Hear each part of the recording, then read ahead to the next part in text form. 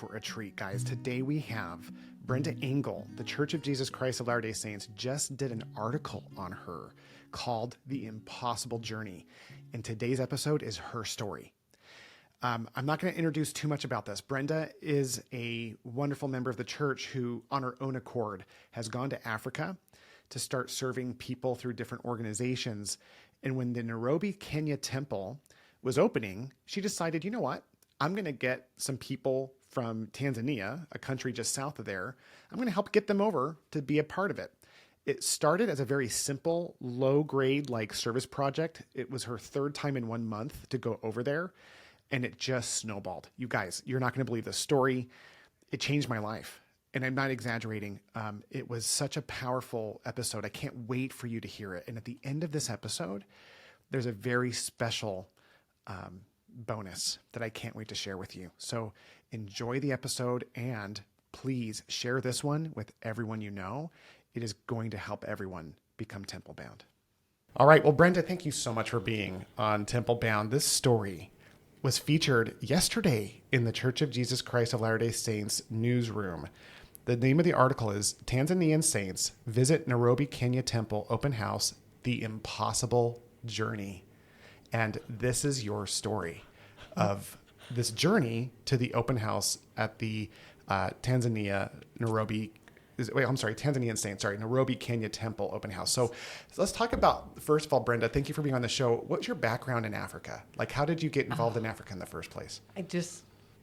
My heart was just drawn there. So I met a good friend who went to Africa often, and I said, I want to go. She's like, yeah, everybody says that. And I'm like, no, I'm going. So you're being called there. Yeah, it's just in my heart. And so I went, and I loved it. I just loved all of it. And the most thing that I loved about it was that we could go into the schools and teach about God. And I could teach the boys to protect girls because God wants you to. And they're like, really? We thought they were for us to use to haul water and to have at our pleasure. And so I would leave there with the boys, fists in the air, saying, we are their protectors. And that was, I thought, why I was supposed to go there. But it got bigger. Clearly. Bigger. And so I've loved it. I've been there probably about 15 times over the last 7 years. So it's, Africa's an interesting place that gets under your skin. We went as a family for the first time a year ago next month in June. And we went with Care for Life, which is where you and I met. Oh, yes. We were at the Care for Life event. They were piloting this program that we're now promoting in Care for Life about these family experiences where they want, people who can later become donors and supporters to go down there and have that experience because it gets into your soul. It does. We went with my wife and 4 boys, and we're in Mozambique for the week. Have you been to Mozambique? My daughter has. She went with Care for Life. Jenny, she went there a long time ago. And so I've been with Care for Life, acquainted with them for a long time. And that's actually the first introduction to Africa was Care for Life. So yeah. Yeah. Well, quick plug to the audience, please. If you have any desire to change your family's lives forever and impact a country in the world, go to Mozambique to Care for Life. It was such a powerful experience. Very good. And it gets under your skin. And so for you, that's what happened. How old were you when you first went to Africa? I was probably, 60. Okay. Yeah. Yeah. So this is recent. You're in a position where you went, and you've been how many times again? 15. Oh my goodness. So you go every couple times a year. Yeah. COVID put a little stop in it for 1 year, but we still went over there. That was tough on them during COVID. So anyway, yes. Yeah, that's a beautiful thing. So now we're talking about I'm going to pronounce this wrong, and I apologize. It's Nairobi. This is the Nairobi Temple gets announced, and then they're building it, and there's an open house. So let's just start this story of this impossible journey to the open house of the Nairobi Kenya Temple. Tell me about the beginning of that. Well, we're going to this branch in Moshi, and they just opened up a couple of years ago. Started out with just a few members, and every time we're there, they do baptisms, and they're growing, and they are the most sweet, wonderful people, just loving God and loving the gospel, and there's just something that hooked us that, wow, they've never seen a temple. They don't know what temples are. They're hearing about it in conference or somewhere. reading about it or something, but they don't really know. Right. And so it's like, let's get them there. So Alan Jackson and I just both started thinking, let's get these guys over to the temple, and we'll just put it out there. We'll put them on a bus, and we'll take them over and let them have this experience, because then they'll come back and say, they'll shoot for it. You know, if we get young people there, they're going to want to go there. They're going to want to go on missions.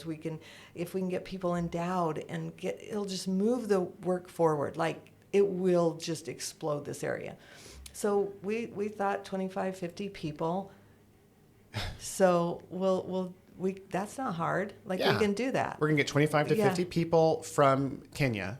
From Tanzania. Sorry, I keep messing it up. Tanzania up to Kenya. We've got to cross into another country. It's about a 7-hour drive, 7-hour drive. And yeah, we can do that. So yeah, we just put it out there, and people were so excited. And I was in Moshi, and a guy came up and he said, "Can I bring my two?" Moshi's in Tanzania. Tanzania, okay. Mm-hmm. And so I'm at church, and they had me kind of explain it at church, and this man came up to me and he just said, "Hey, can I bring my 2 neighbors? Because they're investigating the church." And I said, "Yes, we would love investigators." And it just sort of started snowballing. And so then we had 2 really dear friends, the Lukes, who are senior missionaries in Arusha, who are just absolutely lifesavers to that area. Plug for senior missionaries. They could use you all over Africa. Wow. They helped get my dear friend Job out on a mission. I helped him with his mission papers. They just do so much because they come with a lot of experience. And they're like, "We want Arusha to go," which is just an hour down the road, and there's like 6 branches there. I'm like, okay. So we're thinking maybe 150 now, maybe 200. Brother Luke's like, we'll probably get like 200. Like, okay, let's just up our thinking here, and we can do 200. Wow, that's going to be a few buses. That's going to be a bit. So we're like going up, and we're like, we can do this. This is still good. Okay. So now, do you want me to keep going? Yeah, I mean, I want to highlight a couple things here. Like, Okay. This is the beginning of this impossible journey. Is that like it started so small, like everything else in the gospel. I'm thinking of the scripture about the stone that rolled forth from the mountain that was cut without hands, and how it just fills the earth. This is probably the best example of that I've ever heard. And this article, which I encourage everyone to read, just the snowballing effect of how in Africa in particular, where the church is growing, I've read, I don't want to be wrong in saying this, but I've read that if it's not the fastest growing place of the Church of Jesus Christ of Latter-day Saints, it's one of the top. The church is just exploding over there. So you get those first group of people together. How did you get the word out initially? Like what you said, you got the word out initially. We just went to the branch there and started telling people, and they have they have a chat and a WhatsApp chat, and they have a Facebook page, and then the Lukes did it in Arusha, and then we went over a couple months ago, and we got all the missionaries from Arusha, a lot of them from America. Amazing. Yeah. And they are so excited about this. They know what this will do for these people. So excited. So we just told them, and they went out and started bringing people in. So we had the missionaries helping. We had the branch presidents were amazing. The Lukes, and then me and Alan. Yeah, we just did it. It did start rolling. It's interesting, as a side note, Brenda, before we get into how this journey starts taking all these crazy turns. Yes. And I just want to say this to the saints that are listening, that this is one of the main reasons. This is a perfect example of why the prophets have been told to start opening so many temples. This story is such a beautiful illustration. We all have a sense that it's a good thing. Yes. But we've heard that a temple being put on the earth is a beacon of light in the darkening world, and it starts to connect the spirit world to the physical world, bringing the Savior closer to the second coming.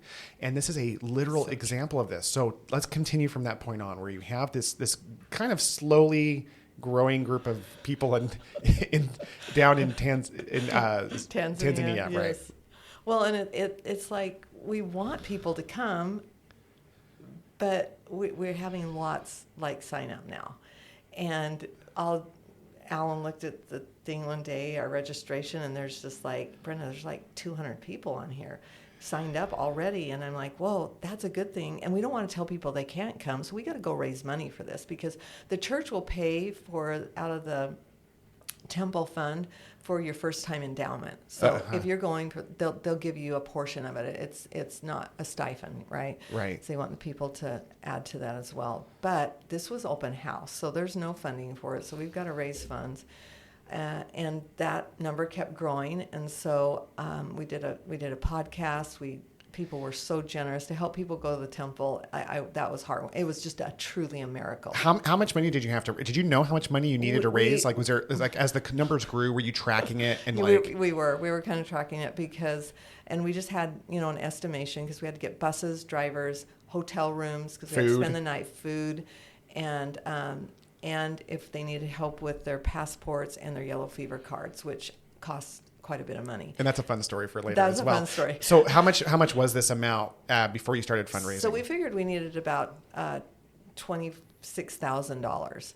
And how long did you have to raise it? Just a couple. We only had like 2 weeks or something. Oh my gosh! So you had to raise because the numbers kept right, growing. And that's just a baseline. It could be bigger than that. So and we had some people give us some donations on the site. So I knew we had some in there. Just some good friends are like, we want to be a part of this. We can't go, but we'll send money. I'm like, good, thank you.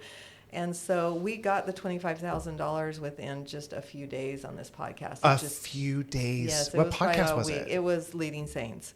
Leading Saints. Yeah. Shout out to Leading Saints. Yes, so because absolutely. You did the podcast, you were able to raise that money in a few days. I'm in Africa, and I'm like, I shut down the fundraiser because I didn't want to have extra money because I don't want to have extra money. Like, right. What am I going to do? This is going to go straight to this, and I don't want any extra money. So we shut it down.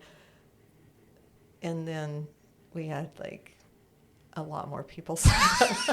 Okay, so you raised the money. How many people do you have at this point-ish? At that point we probably had 150 to 200. So the 20 to 50 people is now 150 to 200 people. You've raised the money. You're shutting it down. You're thinking about shutting down. Yeah, because we feel like we've got them all in, and it's just like 2 weeks away, and so we think we got them. The ones that want to go. I'm laughing because I know where the story's going. So you get these saints come in. You're kind of like recognizing you're putting some boundaries because you can only do what you can do. So what happens next? So then we're like a week away, and we've got everything lined up. We're very excited. It's like, look, the Lord just blessed us with this money, and we're going. So another 100 people sign up. Whoa! And so you're at 250 now. Yeah. 100 people. And who are these people? Just friends and friends? No, they're members. They're members and some non-members, like some that are investigating the church. The missionaries have said, hey, why don't you go see this temple? I see. And so they were, and we didn't expect so many children. Like there were a lot of children. But what was so cool, I was on this one bus, and I'm talking to them about the temples we're going, and I'm doing all this fun stuff with them, and that bus was full of teenage boys. What? And I was like, oh my goodness, like, missions, this temple they'll never forget this. And I think that was just when it hit me. It's like, we need priesthood there. We need priesthood leaders. Right. And there's all these boys. I don't know why they came. They were good kids dressed in Sunday dress, and they were just so excited. They weren't there just for the ride. They wanted to go to the temple. Right. And I was like, okay, this is huge. And anyway, that was on the bus. We need to talk about putting them on buses and getting there. And we did not know the numbers that we had going till we got home. Okay, because it just continually grew. It grew, and we had it very organized. And we were going to put 25 people on a bus because they could all have a seat. In Africa, you don't get your own seat on a bus. If you've been there, they cram people in. You're hanging out the windows. There's people on your lap. There's chickens on your lap. There's whatever. And so we wanted them to have their own seat because it's a long ride. Well, anyway, that was our thought. Okay. How many buses did you guys end up taking? At this point, so we ended up with 13 buses coming from Tanzania. Okay. And we had 2 buses coming from Kenya, and we'll talk about that. But 13 buses, and we kept adding them at the last minute. We just had more and more people, so we kept adding them. So the morning that we're ready to go, I fly in the night before. They didn't have a flight earlier, and so I get in the night before, exhausted, no sleep, 25 hours on a plane, and get up the next morning. It's pouring rain, pouring. And for a lot of those people, that's kind of a bad omen. So we're like, we don't even know if people are going to come. Like, they may not come. And it wasn't just raining. It was like the most horrific downpour I had ever been in Africa. And I'm like, this is all going to flop. It's not going to work. And anyway, we get ready, we go anyway, and I'm going to the main branch in Arusha, and I'm in charge of 7 buses, which we all know that wasn't a good idea because they all had a smaller amount, and and so I go in there, and these missionaries, oh my goodness, they're so amazing, but we had boxes of passports that we had to get out to all these people, boxes of yellow fever cards that we're trying to pass out. The people were coming even in the rain. Like, that's a big deal for it's just a big deal. It's an omen, but it's also like just really hard, and they don't have like hard. these. They had to all get on little motorcycles to come, and they had to pay for their expense to get there, which is like impossible for some of them. Their money or all of it. Such a big deal. They came just dressed in beautiful clothes and just happy, smiling kids and everybody, and there's just this excitement in the air. And so the missionaries are up there, reading names, trying to get them out because they don't know all these people. They're from different branches, and I'm just like, wow, this is overwhelming. Like, and the buses couldn't come down to where the church is. They have a big tent that the people meet in, and the buses had to stay up because it's this little tiny road and it's all washed out with water now. So the bus drivers are up at the top. I don't speak their language, and they're waiting they don't even know what they're doing there. They're just glad to make some money, I'm sure. So I run up to the top of the hill, which is quite a ways, and I look, and the buses are there, okay, and we've got some people here, so let's send 25 people up to the top. So I organize them. The ones that have all their paperwork, I'm sending them up there to get on. Well, they get up there, and the bus drivers are having a soda in a shop somewhere, and the buses are locked. I don't know that because I'm down. And so they're up there, just up there, and I'm sending the next group of 25 people. So people are like, hey, Brenda, you better check this out. So I go up there, and I'm like, oh my goodness. So everyone's scrambled now. They're just, and they've relocated themselves. The bus drivers finally opened they just get on buses, and then I look, and they went on to bus number 7 instead of, anyway, they're just going because they're finding a spot, and they're just, anyway, at that point it was out of control. It was chaos, but it was organized in a sense that they were organizing it themselves. Yes, they're just doing what they need to do, but they're so quiet and sweet and calm, and they're just grateful. They just want on a bus.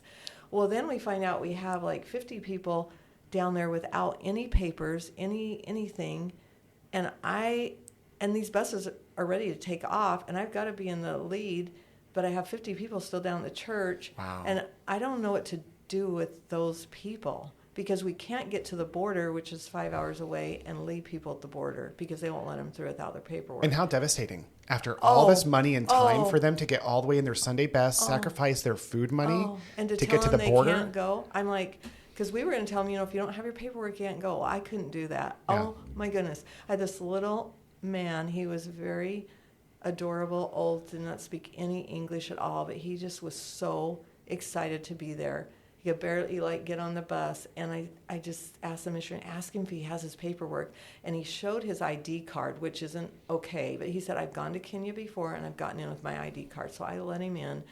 Oh no, we get to the border, and they're saying, no, you can't, so you can pay him money and still get across. So we didn't know that, but we got that man there. But the 50 people that were extra that we didn't have buses for, lunches for, anything else, I just had to go with these buses. And the missionaries, we had a bus left there for them, and they just packed them on that bus. And some of them found their paperwork, had it, whatever.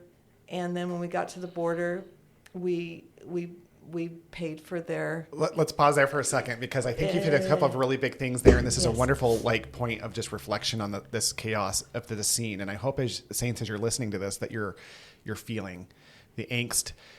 First question to you: what was that like for you emotionally with all this chaos happening? And I'm guessing you were just like, God, please help. What? It was. We started out with a prayer, and it literally was so out of my hands that I just prayed for angels. I prayed for anybody God had to help us, because these people were so wanting to be there, and I was just, I have PTSD from it. It was so heavy and it was so whatever, but I just prayed. It's such a big deal. It was a big deal. And this was the temple, and to these people, it was the world. And a lot of these people had never been out of their hometown. Like their whole life. They can't afford to leave the village. They had not ever left their village, like maybe to go into town, but never past that.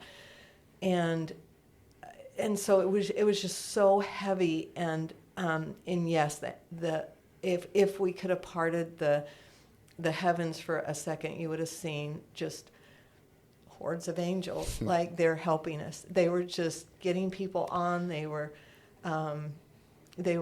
helping with all of it, and they knew that it would work out at the border. I didn't. We went into immigrations, and they told us, no, we won't let them across, and asked all the questions. And so I didn't know how it was going to work out, but I had buses taking off, and I had to get on a bus and go, and left them, those dear missionaries. We're like, good luck. Yeah. Like, we don't even know. So we get going down the road. My phone doesn't work at all. Like, my phone. So you can't communicate or coordinate these other buses. And Brenda, one thing that I just want to point out as you're talking about this scene of chaos is how I just feel like I can relate in a different way. I haven't had this type of experience to that magnitude but I think the lesson I want to just hit hard for the saints, at least that I'm feeling for myself, is this idea that, like, when the Lord wants us to do something, it almost always seems to go this way to some degree with confusion and chaos and the adversary. Because look, this is if this is true, what we really believe, and what we're doing here is really God's will. That means there's an adversary who's working extra hard to create disruption and chaos, and there's an element of chaos that's created simply in the act of there's an element of chaos in the act of creation that just simply exists. What we learned in the temple, there's matter unorganized. So, in this case, the matter unorganized were these buses of people. But what I found so inspiring in that story right now, Brenda, was this idea that, like, you started this element of creation, and then they, with their limited means, because of their high commitment to the Lord and to their families, they made it work. You said it. They got into the buses. They found their seats. They stood. They paid whatever money they didn't have to get to the buses. It's hard to talk about this without getting a little emotional. They paid whatever they could to get to the buses. And then on the buses, they were like, fine, 7 hours stand with my 2 kids on each hip. I'm in. Oh, yeah. They're all in. There's this element of all into this story that is probably my most favorite aspect of, like, people who just demonstrate this all in nature in the gospel of Jesus Christ, come what may. And so here you are at the border, or are we at that point? Well, one story I remembered getting on this bus. There was a mom who had a few children, and she had all the paperwork except for for their baby. And she wanted to go so bad, and she was on there, and she was sitting on there, but she didn't have the paperwork for the baby. And I'm like, we can't leave your baby at the border. Like, we can't do this. And what happened was that paperwork went to another branch, to the other bus area, and we didn't have it with us. And so my phone doesn't work. For some reason, it usually works there. It was completely, if we want to talk about opposition, like, I felt those powers for this whole trip. From the beginning all the way through, the powers of darkness were there. And then this other side of just glorious, beautiful, whatever. And so I was going to have to tell this mom to get off the bus, and her eyes like, but I can't take you without your baby having these papers. And just as we were getting ready to take her off, someone showed up and said, I got them. And she got her papers. What? Yes. I just remembered that story when you're talking. So we closed the door and let that bus go. What a miracle. Oh, my What goodness. a miracle. Yeah. Oh, yeah. What was that like to witness that? It was just, my heart was just outside my body, just like feeling all of this stuff. But in this chaos, if you saw the people, there was no chaos. They were peaceful. They were calm. They had smiles on their face. they weren't in chaos. They're the lilies of the field. It was me that was in chaos. Yeah. It was me with this big picture of getting these people there, and just that. But they were not in any chaos. Man, what a lesson for Americans. This idea that like we get so worked up over things. No one sacrificed more than the Africans, right? No. And by the way, I'm relating to you on a million levels here, but I just think there's such a powerful lesson for me around this concept of like the lilies of the field, they toil not. These people had given away so much of their material possessions to be there, and they literally have nothing, and they're sitting on a bus not knowing the outcome, and there's calm. And you said something about how like something I want to punch real quick. You said earlier before we hit record was how calm even the babies were. Oh my goodness. While we were sitting in the chapel, trying to get all of their stuff, I heard a baby cry, and I went and gave him a little toy, because I'm known for a bag of stuff that I take for the children. I love the children. And so I gave this little baby a toy. That was the only time in 2 days that I heard a baby cry, or... Even when the buses were packed? No. I was on all those buses. I'd jump on, and I would ride with different buses and talk to them. Never had a baby cry. They're so peaceful. Look at us at the border, all these people trying to get through customs, and lots of children, and they're standing by their parents. They're not running around. I never heard a child yell. I never heard a baby cry. They just held them and whatever. I don't know. And it took us a long time to get through customs. You had 3 windows you had to go through, one person at each thing. Right. These lines are just out the door. And just for the listeners, we're talking about going from Tanzania to Kenya. Into Kenya. Mm-hmm. Big deal. And it can be a scary thing, but we were just blessed from there. So with all the opposition, we had opposition until we got to the temple grounds, and then that part was just, okay, let's cut that out because we don't want to talk about that yet. Okay. Yeah. So we're at customs, and we get all these people through. Even this older man who didn't have his paperwork, we worked it out. It worked out. And it was just a lesson for me, like, Brenda, you don't have to make sure everything's okay. Like, Heavenly Father He wants these people to go to the temple. Yeah. And I knew that, but it's just that side of me that needs to like make sure it's all okay. It really does feel, it's an interesting challenge in mortality for me that I relate to as you're talking of this idea of it's my decisions that will impact my future. Exactly. I have freedom of choice, but yet there's this thing called mercy and this thing called the most powerful loving Father in heaven, able to do whatever he wants.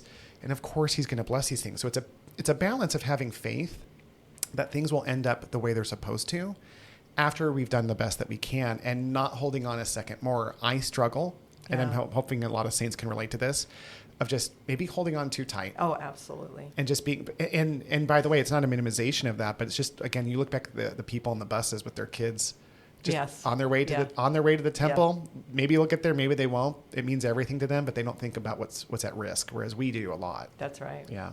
So one other little miracle was we were in there pouring rain. These people are just coming before we get on the buses, and the rain did stop.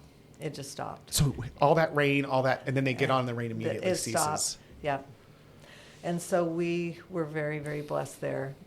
And yeah, just lots of really sweet little miracles along the way, which that's why I love Africa. They have so much faith that we just say a prayer and I'll watch the miracles happen. I mean, stuck in the mud and we can't get out. And I'm like, hey, why don't you guys say a prayer? And it just goes. It gets out. It goes. Like, I love that because we have so much. We have doctors. We have instant everything that we can take care of our problems. But they don't have it, and they learn to use faith. And that faith is what took them to the temple. It was their faith that did this. It was not mine. I would argue accumulation, but I will say that it's beautiful how they were able to let go and trust God, and it was God who got them across. So, absolutely. So you have no idea how many people you've got with you. At this point, you're just we have no surviving. idea. You're just surviving across the border. No, we were going to be organized, and we have no idea. Now, the Moshi group and those guys, Alan, down there, they were more organized. They had their numbers. They got on their buses, but I couldn't communicate with them. I couldn't tell them, hey, I'm in trouble up here. And so those because your phone wasn't working. Yeah, my phone was not working. And so they got on and they left. They were an hour behind us. They had an extra hour to go. Okay. And so I had no idea where they were. They actually ended up stopping at that church and picking up some of those people because they were communicating with the missionaries or something. So they grabbed some of those extra people and put them on their bus. It just worked out. So you were in the first group. You were in that first group. I was the very lead first, yes. Man, what a lesson in leadership, guys. The first time through anything is the bloodiest. Like yes. there's a phrase in business. Absolutely. The first one through the wall is the bloodiest. It's like that idea of you were leading the tip of that spear. So it makes sense that you'd be catching all the chaos as well. Actually, there was 2 buses out front that left, so I was on the third one. But I was supposed to be on the front. It all worked out. Okay. Yeah, so you get to the border. You guys cross through. Anything else you'd want to say about that? No, we got everybody through. Everyone. Every single one. Not a single person was lost. No. And you don't know how many people yet. So listeners, stay tuned because we'll reveal the number at the end. So you break through. You get, make it sound like you ran through it, but like the miracles, like we got it. Miracle after miracle, people not having papers, mothers not having papers for kids that show up at the right time. All these things happen. Not a single person. And many of these people showed up. I think the news article says in the church that as you were leaving, another 50 people just showed up to jump on the bus. Like this number just started scaling. They were getting on. They didn't want to be left behind. And so I think I'd have a bus set, and then there'd be more people on there. I don't know where they came from. I can't talk to them because of the language. And yes, and so we just did it. It was. So after the border, how long of a drive is it to Nairobi? It was about 5 hours to the border, 4 to 5 hours, depending on where we left. And you guys had 2 hotels completely booked up. Yes. Now, then from the border, to our hotel was another probably 2 hours. Oh, I see. Yeah, so we had another couple hours to get into Nairobi. Nairobi's huge, but the border, and then we go a ways, we get into Nairobi. We get to this hotel, which was a miracle in itself. Why? Just this lady we met, she just said, hey, I'll set you guys up. I'll take care of this. She rented out the whole hotel and 2 of them in case. We said, well, what if we need more? We don't, this thing keeps growing. And she said, I've got you covered. It's right next door. I'm like, oh. So she had a hotel rented out for the people that you knew were coming, and you said, well, there might be a few more. Yeah. And she goes, well, I'll just rent out a whole nother hotel. They did. They did. Oh, my word. So we had 2 whole hotels. They gave us the best price. They didn't even charge us for 5 and under, and I have no idea how many kids we had 5 and under. And then they had a child price, $35, and adult price, $50 or $40, I think. And just, and they were so organized for us. They had refreshments when we drove in. We made them sandwiches, peanut butter sandwiches, because it's about all I could think to do for them. So we just made hundreds of peanut butter sandwiches in there. And as they got off their buses, we gave them that and chips. And then they had drinks and whatever. And they got assigned their hotel room and went, well, we clean up the sandwich mess. And another bus pulls in. We're like, what? Who knew we had another whole bus? We had everybody here. Oh no, this whole number 13 pulled in. We get all the stuff out. We had buses. Enough food left over. That was a miracle. We made them all sandwiches, and we don't know where they were. There's so many miracles, Brenda. I have to interrupt you because there's so many miracles. You're like, and there's a miracle, and there's a miracle. Like, you're just going so fast. So like, you almost ran out of food, but then another bus comes, and somehow you fed all those people. I know. It's just how it is. It was crazy. So we got them all fed, and glad they made it. Who would have even known? Who counted the buses? 13 of them. Somebody should have, but we didn't. Anyway, and we got them hotel rooms, and everybody just went into their hotel rooms quietly and went to bed. And we were just like, what just happened? We can't think about it because we got to get up in the morning and the big day. And there's just this excitement in the air, just this really sweet, very peaceful excitement. You overcame the challenge. You're in the hotel room. You're realizing we did it. And it's the night before the big excitement thing. What was that night like for you? And I had not had sleep for a few nights because of the flight. So I think I just slept which was great. So pure exhaustion. I was exhausted. That's a hard trip, by the way. Going to Africa is one of the hardest I've ever done. So you just like... And I had already done it twice this year. So this is my third trip in 3 months. And so... Third trip in 3 months? Which don't do that. No. That was just dumb. And so, but I had to get all this stuff lined up. And so anyway, yes, so we woke up the next morning and they're up and they're in there and they've got this beautiful hotel had just this marvelous spread of buffet food. So we walk in there and these people have their plates just piled high. I mean, they're just like, this was exciting for them. They've never seen food like this before. Most of them have never had an opportunity like this. And you see little kids with just plates of food and they're just smiling, happy, and people are chatting and they're just this excitement. But yes, that food had to be one of their, not the highlight, but definitely something they'll never forget. Isn't that interesting? That's something we take for granted. That was like one of the highlights of the entire trip for them was the meal. Oh my goodness, that meal, and then the other one we'll talk about later, which was another miracle. So then we tell them we're going to just take a couple of buses at a time, and so you might as well just stay out in the courtyard or something and wait. Oh no, we are not missing this. They're on the bus. They all just finished their meal, got on the bus, and they don't care if they sat there for a couple hours, which they did. Yeah. And they just weren't gonna take a chance on this. So they're on the buses. I'm like, okay. And so we take off, and we get there. We can't find the temple. Our GPS takes you somewhere else. GPS wasn't working. The temple is in this twisted little neighborhood. It's in it kind of I say a rougher area, but Nairobi is all a rougher area. So anyway, and it was hard to get, so we're trying to send pins, and I sent a pin to someone. Someone gave me their hotspot, and so my phone was actually working right there, and one of the sweet little guys on the bus, he's like, use this, and it worked. And that was another miracle. I had a phone I could contact. So I sent a pin to someone that was lost, and it took them to a hotel somewhere. Like, it wasn't working. So we're just hoping these buses show up and can find the place, and we're there. We walk on. It's raining. Yeah. Now it's raining, and we're like, oh my goodness, we've got all these people coming and rain. And as soon as we stepped on, the rain stopped, and again, and they are already there. They know. I've talked to the temple department and the church department there. They know we're coming, and I kept sending them the updated numbers, and they're like, oh, okay. I'm like, okay, we're going to spread them out for you so we don't overwhelm you. And they're like, okay, that would be great. And I don't know if they really believed us or if we really get there with that many. I don't know. But they had a lot. They called in a couple missionaries and others around to be there and to greet us. And President, the area authority, President Matungo, was there. And he was welcoming the little kids and just it was just exciting. Just smiles, happiness, wonderful, as people got off those buses, and they just kept coming and coming. And they would take them into holding rooms and then into the chapel to watch the movie, and then they would head off and go through this temple. And you have to realize that most of these people have dirt floors. Right. Or live in just huts.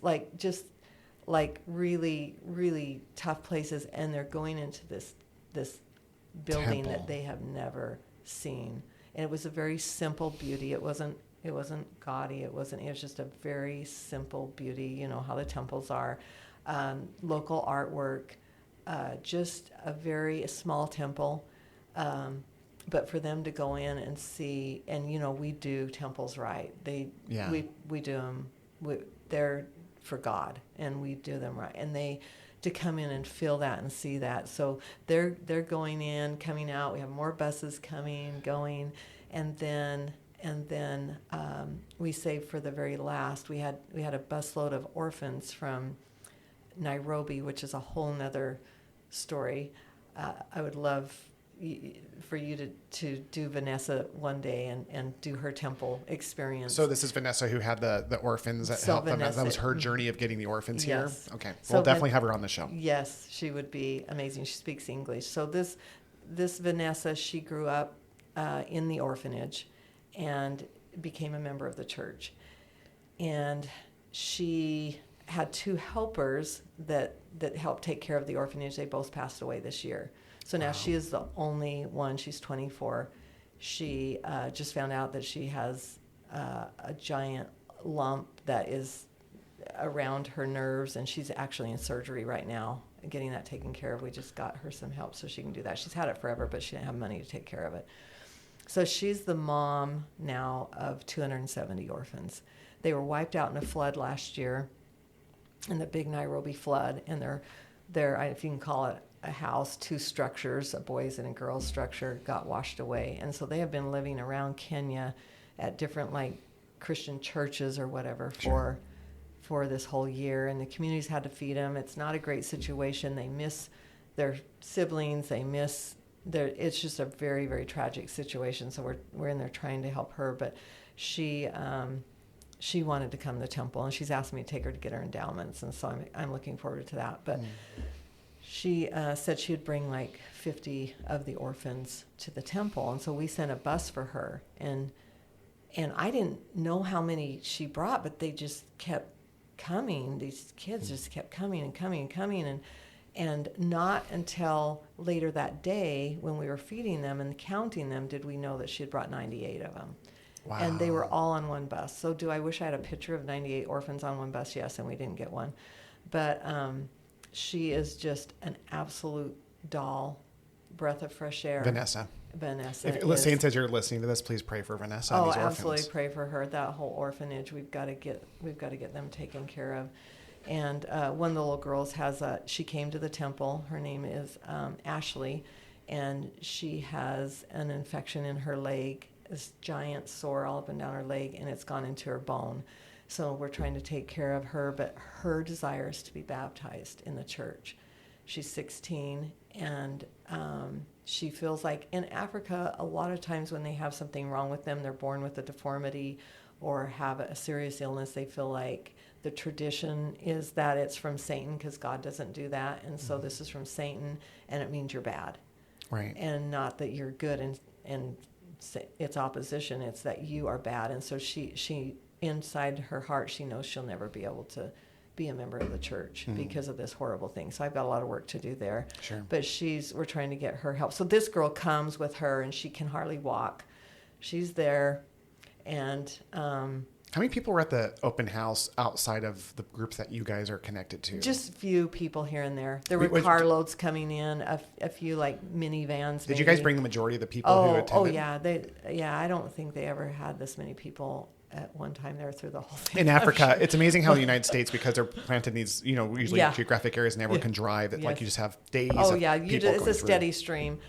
No, there were people, like just a few people here and there, cars that would come and go. Right. And no, that I'm curious, but I'm sure they didn't have this many ever on any other day. Well, the church department was clearly shocked as you were telling them, oh yeah, there's a 13th bus, and one bus is all teenage boys, and so what? Everyone goes through these wonderful open houses, and thanks for framing that so beautifully. How they go from these dirt huts into these beautiful, not ostentatious, but very beautiful homes that like represent the Savior and His love, and then they're coming out. What was that like for them? Just glowing. I just one guy came up to me and he just said, I never thought I could see a temple in my lifetime. And then on the bus home, Peter, he said, I didn't know it would be possible for me to get my endowment, so I will be back. And you just see these people they feel very, very, very blessed. And it's just a dream come true for them. Like, unbelievable. What was that bus ride back with all the people? Oh, just quiet and peace is the only word. These people are just very peaceful. Yeah. And if you try to talk to them about stress and anxiety, which I'm a life coach and I do that, and I had a huge group of them, I was talking about stress and anxiety. They didn't know what I was talking about. And I'm like, that's what I do here, is I help people with that. And they live in the most stressful their lives are very, very, they don't know where food's coming from tomorrow, a lot of them, or whatever, but they don't know that because they have a lot of trust And it's just so sweet. So one other bus from Kenya was from Moli. So we have to talk about Moli. He is an incredible man. Please watch his movie. It's Mully. I was able to take him to Welfare Square 2 years ago because he got the Freedom Award in Provo, the Provo Freedom Award. And so I took him to Welfare Square. Elder Gong heard we were there and showed up and met us there and told Moli, I've watched your movie 3 times, and just honored him because Moli was an orphan, and he grew up and became very wealthy, a very wealthy man in Kenya. And one day the Lord said, sell everything you have and help my street children. Well, he had been a street children. So that's what I call making your mess your message. And you're making your mess your message. Yes, and that's as Please a coach. Listen to that. That's as a coach is what I do. I have people come with big messes, and it's like, let's make it your message. What are we going to do with this? Let's do something good. And that's part of why I'm doing all this, is because I'm making my hard stuff in my life my message. And so anyway, so Moli drives in, and Elder Matungo, they're all waiting for this man. He was just the special guest on the the choir at Temple Square Christmas concert. Wow. And it was amazing. It will come out this next Did Christmas. he have his cowboy hat? Oh yeah, he always has a cowboy hat on. Yeah, he has it on always, and it's his kind of trademark. And so he's a Christian man. He's a preacher.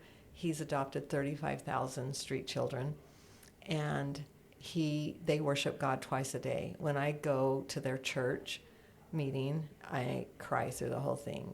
The little children are worshiping God morning and night. They love him. They love God, and he's raised them to love God and to love other people and to forgive people. All these street children will come up and they have stories just like Moli. My mom, prostituted me out or left me here or there, and they always say, and I've forgiven them. That's how they end their stories. Wow. It's a sweet experience. So he's got a busload of these kids coming, and he comes in a car, and that was a really sweet experience. They greeted him very well. We did a VIP tour with Moli going through the temple. So imagine this man who's a Christian man. He's never heard about pre-earth life. Right. And because I've specifically talked to him about that, returning back to a God that we lived with, and families can be together forever. So I remember being just in the ceiling room where Elder Matungo was explaining to him about being still to your family. Well, he has a pretty big family, and he loves them. He has his own children, just amazing children. His wife is, the love he has for her just exudes for each other, for both of them and what they've been through. So beautiful. And here he's hearing, I can have these guys forever. And he's just quiet. And it was the most reverent, sweet experience. And he had a lot to go home and think about. And it was just a beautiful experience. So we were glad that we had tacked that on to our trip as well. Wow. And so we had all these different elements.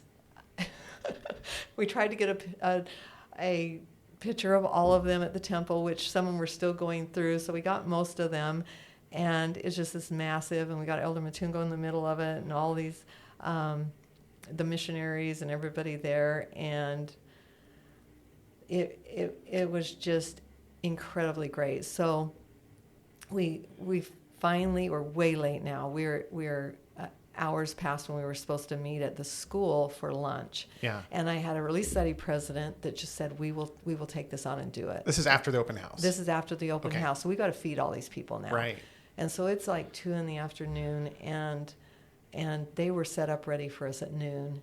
And there's really excited lady, and all of her friends. Shirley is her name. She's incredible. They're all down there. We rented out a little school, and they had a big gathering room, and then they cook on pots that are this big. So everything, no fast food, no anything. It's like beans, rice, whatever, and chicken, and they had these giant pots all over, and they had cooked for all these people. And I keep adding more numbers to this poor lady. Sure. And she's got to run to the store and get more food and more food and more food, and my phone didn't work, and I couldn't tell her yet, and I think we got more, and all the stuff. So we take off, we start sending the buses over there to eat, and I'm in a car that can't find it. We get lost, and everybody's there, and I'm still coming. So as soon as we left the temple, it's like the opposition started again. It's like, I'm tired of this. Isn't it interesting? The adversary always hits hardest before and after. There you go. Right after a spiritual experience. Oh my goodness! So I get there after everyone. They're all there, and even Molly made it there before us. And Elder Matungo took him in and showed him his genealogy, which just was the sweetest tender mercy for him. Wow. Like just incredible things. That's all. Anyway, so we get there and there's just people everywhere eating, talking, happy, whatever, lines of people to get food, whatever. We still don't know how many people we have. We know that we had over 500 people at this point. So you're at okay, so now we're updating Yeah, the numbers. We're clearly over 500, We're over 500 people. What did you think when you saw that number? Was it kind of like, oh yeah, that makes sense? Well, I'm like adding it up, and we don't know for sure how many people are on which bus, and we don't know for sure. But I'm like, we're over 500 people, and we don't even know if people got on the same buses. Like a miracle. This is a miracle for me, just as a mom. We didn't leave anybody at the temple. We might have left one older guy, and he found his way There's there. so much chaos. And Yeah. you don't have like a name. You're Did not counting have, people and like check-in systems. We needed to have, yeah. And the bus, yes. And so we did leave. I heard we left one guy who found his way over there. I don't know who that was or if that's even true, but I heard that. But other than that, we didn't leave anybody anywhere. Like, Wow. seriously? I mean, yes. And so anyway, everybody gets to this luncheon thing, just people everywhere. And Molly had brought his choir. And these choir, just look them up on YouTube. They are incredible. And if you go to his place, I'll take you there. I take people there all the time to his place with all these thousands of people. And they'll just sing to you for like 2 hours. And their music is just Gorgeous. oh my goodness. Yeah. They just sing praises to God. That's what they do. And so they had just been through the temple, and they're up there singing while everybody's eating, and it is just a sweet. What a beautiful scene to really have is. this beautiful choir, to have all these people who had just like sacrificed everything. It was fulfilled. They're eating, they're being spiritually and physically sustained in this moment of completion. And meanwhile, I just want to acknowledge the fact that the adversary is working on you in the leadership of this like crazy, right? Because I just want all the people out there who just sometimes feel exasperated when they're serving and they're trying to balance the home and the work and their callings. And they just, man, how's this all going to work together? That it serves a purpose. It does serve a purpose. And these people who suffer way worse than we do, to have this moment of rest at your expense isn't the right word, but at your anxiety. Just an effort. What a great, and you just have to keep saying, leave me alone, get the hands. We're doing this. And, at that point, it was a little bit more relaxing because we knew we'd gotten them to the temple, and that was what we needed Mission to do. accomplished at this point. It was like that. And then we had to get them back home. For them, now we're so late that they're going to get home way after dark, which is very dangerous for them because they've got to somehow clear out to their villages and clear out to So their they spent places. one night in a hotel? Is that One it? night in a hotel. So and then 7 hours, one night. Yeah. Like the temple, the lunch, 7 hours, get back before yeah. dark. Yeah, Man. and they didn't get back before dark, and so we just prayed that they'd all get home safely. Arusha's a little bit rougher place than Moshi, but they still had to get all these children, everybody home, and we just kept praying that everyone made it, and people would check in with us and say, we think everyone made it home okay, we're okay, and we've never heard anything negative or hard about that. So that's another huge miracle, like for those people really to find transportation and get home. And what if they didn't even have money to get home? How did they just figured it out. So I love them. They're so amazing. So anyway. What a beautiful story. Brenda, this is such a great thing. Do you know what the final number was at the end of the day? So we think 537. Yes. Some really interesting elements here in the article that came out yesterday on May 20th. This is being filmed on May 21st. This whole thing about, there's a quote here that says, you were saying about the people, these beautiful people have a sense of peace that just emanates from them. That talks about that lilies of the field moment. You said later, being at the house of the Lord was a time of heaven on earth for these beautiful people. Their gratitude, their love for God radiated through the temple grounds.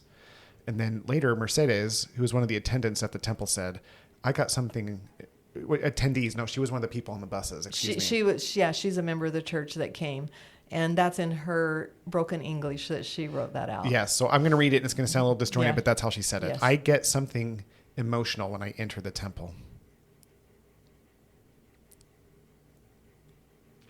I feel more spirit, especially in celestial room. I was getting something special. I never seen it before. And then lastly, this last quote, which I love, you said, Brenda, in the church article. Youth will never forget how they felt. Some will welcome the missionaries to teach the gospel. This trip will accelerate the growth in the church in Tanzania. Getting priesthood holders to the temple and families united for eternity will bless the Arusha and Moshi areas. It was a privilege for us to participate in helping to gather Israel, an experience we'll never forget. When this event was over and all the adversaries' efforts have been foiled, what was your experience, reviewing that in your mind? What was that like once this whole thing had been completed? What was your feelings, your thoughts? What was your experience? My thoughts are always to the future and what this is going to do.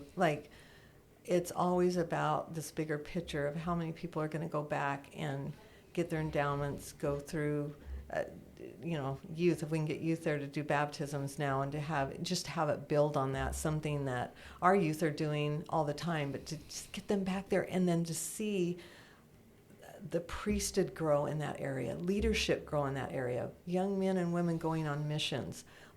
If this did trigger that for many of them. I got a message a week or so ago from a young man that I don't know if he was on the trip or his sister was on the trip, but he said, I want the missionaries to teach me. I want to get baptized. And I want to serve a mission. Yeah. And I just have all this stuff pouring in. And so it lit things on fire. And that's where my thoughts go. It's like, this was a catalyst to something really big that I don't understand. And I can't even see how big it is, but it had an impact that is massive. I have to ask an obvious question just because I think I want the listeners to hear this, but was it worth it? Oh, yes. Absolutely. I am so glad I did it. Now, to talk about doing that again, I said we need a little bit of time. I don't know. At least don't go 3 times in a month. We would do a lot of things different, for sure. But absolutely worth it. Oh my goodness. It was why I went to Africa to do this. I thought it was to teach the boys and to find Molly and to all of these things, but it was to get people to the temple. That's why I go to Africa. So. Yeah. Well, obviously the show is TempleBound. And so this episode is probably one of the most literal experiences of that phrase, because, the idea of us being sealed together, bound to the Lord, and also the work it takes to go to the temple. And, this morning, I'm embarrassed to share this, to be honest, but I woke up, had no plans to go to the temple, felt like I was supposed to go to the temple. So I did. And I didn't go begrudgingly, but I didn't go with the most I just kind of went. Yeah. I went, I was even a little bit irritated at some of the little bottleneck things that I was experiencing. I called myself out, repented of it, but it was one of those where literally I was just going through it because I'm I got to get here. I have a podcast in the morning. I was thinking in that mind. And the gift of this episode for me is this idea that, the people of Tanzania have demonstrated what being TempleBound is really all about. Being calm, trusting, happy, faithful. Yes. And so I want to challenge all of the people who are listening at this point. This is something I've never done on the show, but I want to challenge everyone to go to the temple like the people in Tanzania just showed us how. Whatever that looks like for them. Maybe it's going 15 minutes earlier, slowing down, taking our watch off like Elder Perry recommends once. There's just this thing about embracing it with joy and giving yourself just once. Maybe you do it repeatedly from this point on, but I challenge you, everyone who's listening, to go to the temple as the people of Tanzania demonstrate us how to do it. So, Brenda, one thing I like to ask at the end of the episode is, this is part family history too. Temple and family history go hand in hand, like peanut butter and jelly, like the sandwiches you made miraculously. Hundreds and hundreds. And you were out, and yet there were more. I wonder, Brenda, real quick before we get to this, how many miracles I wonder that you didn't even see. Like if that's how many you saw. I am so excited to get on the other side and look at it from that perspective, because I could feel all of that happening, but it's like I can't see it, but I could feel it. There were so many miracles. Like, God is an individual God, and he was taking care of every one of those individuals. Yeah. So, yes. And so I would add to your temple thing to Please. go as if, and I'm going to do this, go as if it's your first time going. Like that it's your first time that you get to go, the first time you've seen a temple. You've waited your whole life to go to one. Go with that gratitude and that, like, as these people went, like the anticipation, the preparation that President Nelson asked us to do to go before. Because I'll just hop in and go. Right. And not prepare, not whatever. And I love the temple, but... And there's nothing wrong with that. There's nothing wrong. It's, But there's a missed opportunity. We'll still get some kudos for that, right? But there's a lot more there that we could be missing out on. And so I appreciate that challenge. Okay, that's the official name of the challenge, the Go As If You've Never Been Before challenge. Yes. So guys, I want to hear from you. I want to hear in any way that you're listening to this in the comments and all those things. Let's keep this rolling. Yeah. And Brenda, the last question I always ask people is, for family history, part of the inspiration for doing the show is that your kids, grandkids, your legacy are going to hear this. In your case, they have lots of different, examples of you. But what would you want to? I would like for you just to have a chance to speak to them directly, because they're going to hear this probably as an adult. What would you like them to know about this experience, and what would you want them to know, in general? I would just say to them, I love the temple. I've always loved the temple, and I would love them to love the temple, to look forward to going there, to go as often as you can, to always stay worthy to go, to not just have a temple recommend, but be worthy of that recommend, and to love it, honor it, cherish it, and wear the temple garments with just great gratitude and that reminder of what covenants we've made in the temple. And I would love for them to just experience a portion of what these African saints experienced, and just hold that in your heart, keep it, and just keep on going, because it will bless your life more than anything else I can think to tell you. Any one thing is to make the temple just a part of your life. Like, Brenda, thank you so much for taking time to be with me today. And thank you so much. I mean, I'm sure you've had some things here and there, but thank you for the impact that what you did, what it did for me. I can't thank you enough for that. Like, this has changed my life, just hearing about it. And thanks for being on the show. Thank you. Just come and go with me next time and help me with my 7 buses. I'm in. I'm a part of Care for Life. Let's go. And if you'd like to learn more about Brenda's story, if you'd like to learn more about how you can support her efforts and the different things that she's doing, or Care for Life, or any of those things, please reach out. We'll put some information in the show notes, but please reach out to us directly. We'll make sure to have that contact information in the show notes. But just remember, guys, as you're wrapping up this episode, to remember that challenge, to, as you're going TempleBound, to go as if it was your first time. Thanks for tuning in, everybody. Until next time. Thanks again for listening to today's episode of TempleBound. If you enjoyed today's show, make sure to join us over on Instagram at TempleBound Podcast to receive additional information as well as previews of our upcoming episodes. See you over there.